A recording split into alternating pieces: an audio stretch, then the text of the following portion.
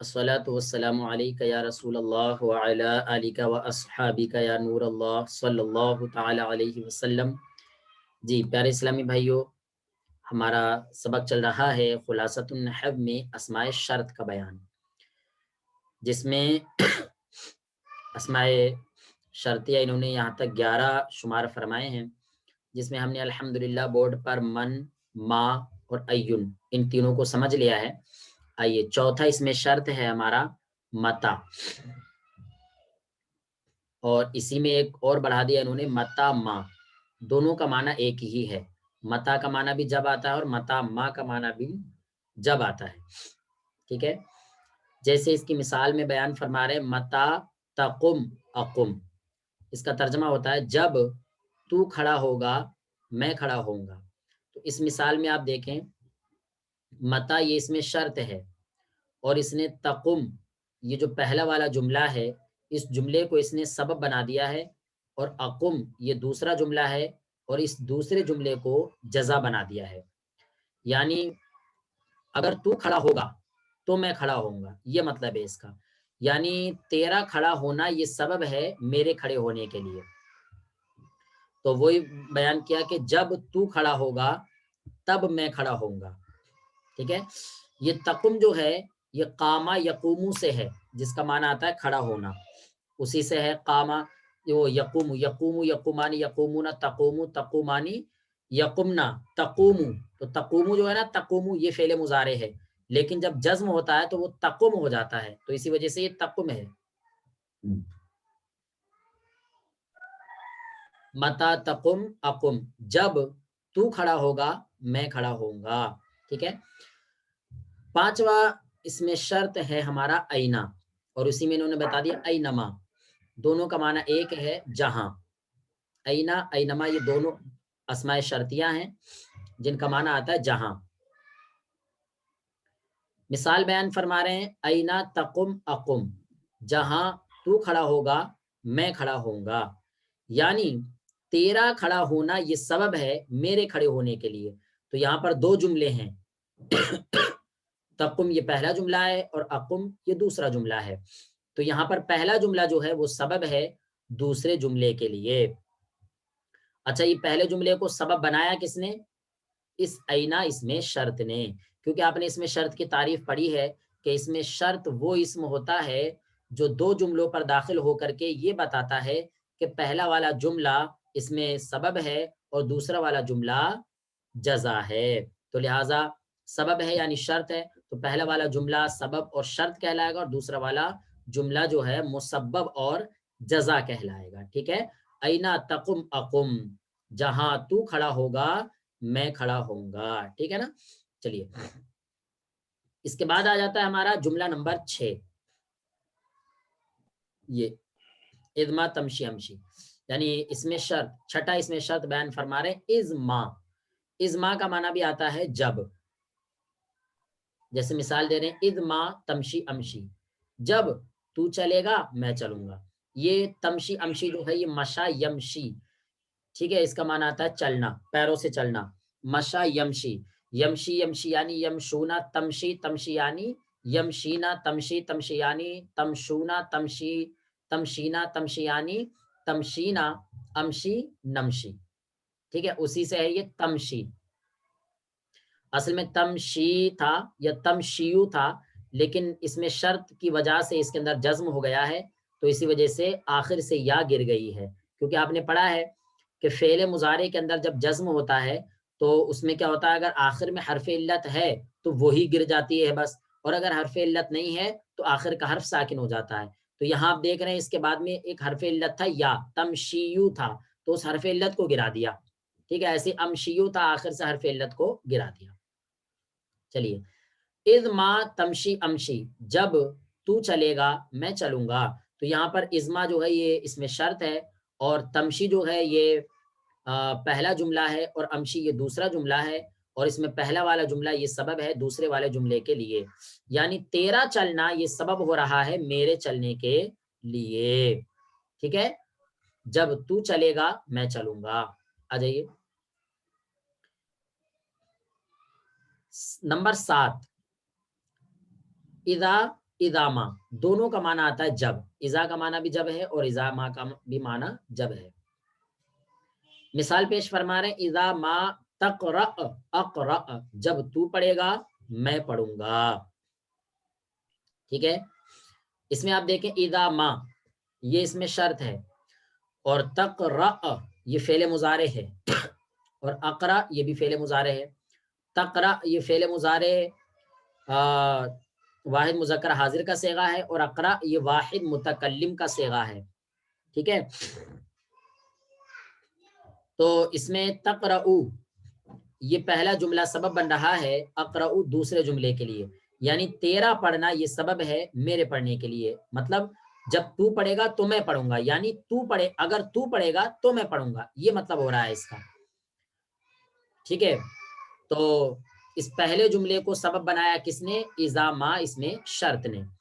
اور اقرا دوسرے جملے کو جزا بنایا کس نے؟ اذا ما اس میں شرط نے. کیونکہ آپ نے اس میں شرط کی تعریف پڑھی ہے کہ اس میں شرط وہ اس میں ہے جو دو جملوں پر داخل ہو کر کے یہ بتاتا ہے کہ ان میں سے پہلا والا جملہ دوسرے والے جملے کے لیے شرط ہے اور دوسرا والا جملہ جزا ہے، یا یہ بتاتا ہے کہ ان دو جملوں میں سے پہلا والا جملہ سبب ہے اور دوسرا والا جملہ مسبب ہے.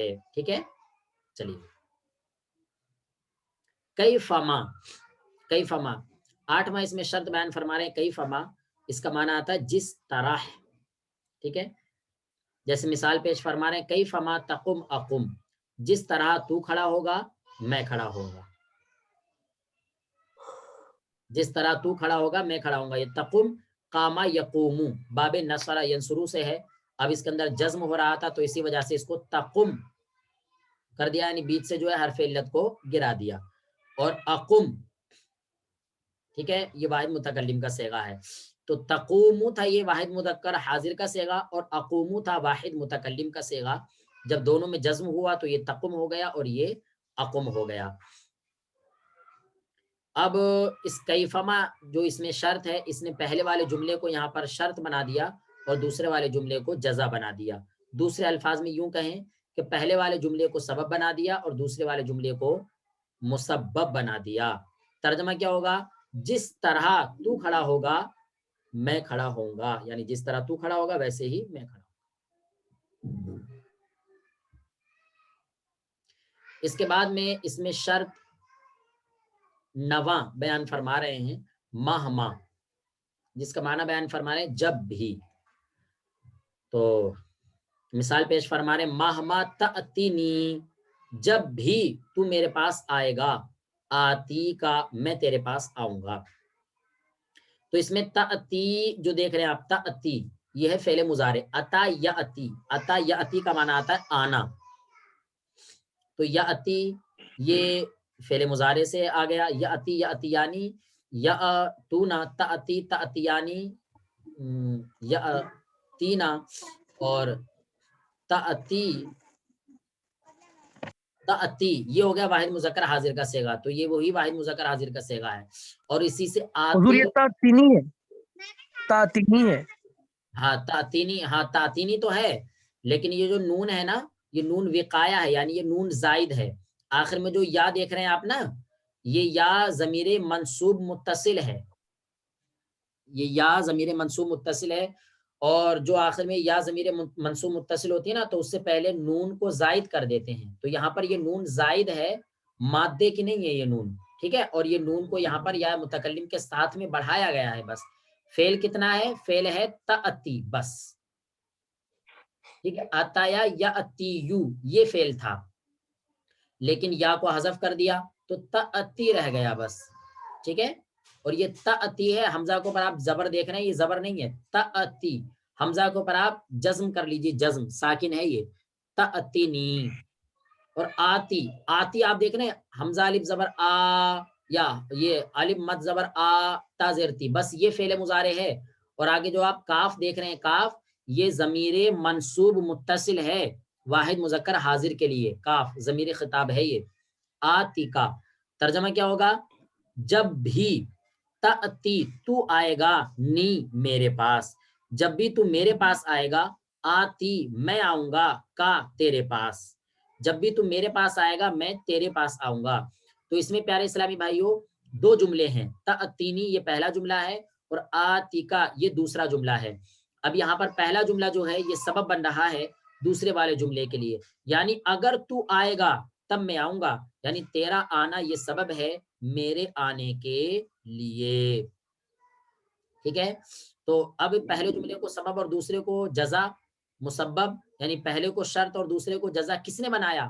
یہ ماہما اس میں شرط نے بنایا، کیونکہ آپ نے اس میں شرط کی تعریف پڑھی ہے کہ اس میں شرط وہ اسم ہے جو دو جملوں پر داخل ہو کر کے یہ ظاہر کرتا ہے کہ پہلا جملہ دوسرے جملے کے لیے سبب ہے. تو پہلے والے جملے کو شرط کہہ دیتے ہیں اور دوسرے والے جملے کو جزا کہہ دیتے ہیں.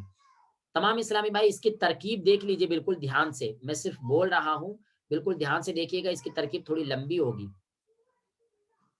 ماہ ماں اس میں شرط کہہ کے چھوڑ دیا ہم نے. تأتی فعل مضارع مطلق مثبت معروف، صیغہ واحد مذکر حاضر، انت ضمیر پوشیدہ اس کا فاعل. یہ اتنی ساری گفتگو صرف تأتی کے اندر ہو گئی. یہ نون جو آپ دیکھ رہے ہیں نون، یہ نون ہے وقایا. وقایا مطلب زائد ہے، یہ صرف بڑھا دیا گیا ہے ایسی. یا جو دیکھ رہے ہیں آخر میں یا، یہ ہے متکلم کی. یہ یا ہے ضمیر منصوب متصل مفعول به، تو تأتی فعل، انت فاعل اور یا مفعول به. فعل اپنے فاعل اور مفعول به سے مل کر جملہ فعلیہ خبریہ ہو کر کے یہ بن گیا آپ کا شرط. آتی کا، تو آتی آتی یہ ہے فعل مضارع مطلق مثبت معروف، صیغہ واحد متکلم، انا ضمیر پوشیدہ اس کا فاعل، اور آخر میں جو آپ کاف دیکھ رہے ہیں یہ کاف ہے ضمیر منصوب متصل مفعول به. اس میں فعل اپنے فاعل اور مفعول به سے مل کر یہ جملہ فعلیہ خبریہ ہو کر کے جزا. اب یہ شرط اپنی جزا سے مل کر جملہ شرطیہ جزائیہ ہو گیا. جب بھی تو میرے پاس آئے گا میں تیرے پاس آؤں گا. ٹھیک ہے، چلیے اس کے بعد میں ہمارا 10واں اس میں شرط آ رہا ہے انا، جس کا معنی آتا ہے جہاں. جہاں سے مراد دنیا نہیں ہے، بلکہ یہاں پر جہاں سے مراد ہے جس جگہ. ٹھیک ہے، انا جہاں، تذہب تو جائے گا، اذہب میں جاؤں گا. جہاں تو جائے گا وہاں میں جاؤں گا. تو اس میں آپ دیکھیں یہ تذہب یہ فعل مضارع مطلق مثبت معروف صیغہ واحد مذکر حاضر کا ہے، یعنی تو جائے گا، اور اذہبو یہ واحد متکلم کا صیغہ ہے. خیال رہے دوسرے والے جملے کو بعض اسلامی بھائی ہمارے فعل امر سمجھ رہے ہیں، ایسا نہیں ہے. کہیں پر بھی کسی بھی مثال کے اندر دوسرا والا جملہ فعل امر نہیں ہے، سب میں فعل مضارع ہے. ٹھیک ہے، یہ اذہبو ہے اذہبو، لیکن اس میں شرط کی وجہ سے جزم ہو گیا ہے دونوں کے اندر. ٹھیک ہے، تو انا تذہب اذہب، جہاں تو جائے گا میں جاؤں گا. تو انا یہ آپ کا اس میں شرط ہے، اور تذہب یہ سبب ہے، اور اذہب یہ مسبب ہے، یعنی پہلا والا جملہ شرط ہے اور دوسرا والا جملہ جزا ہے.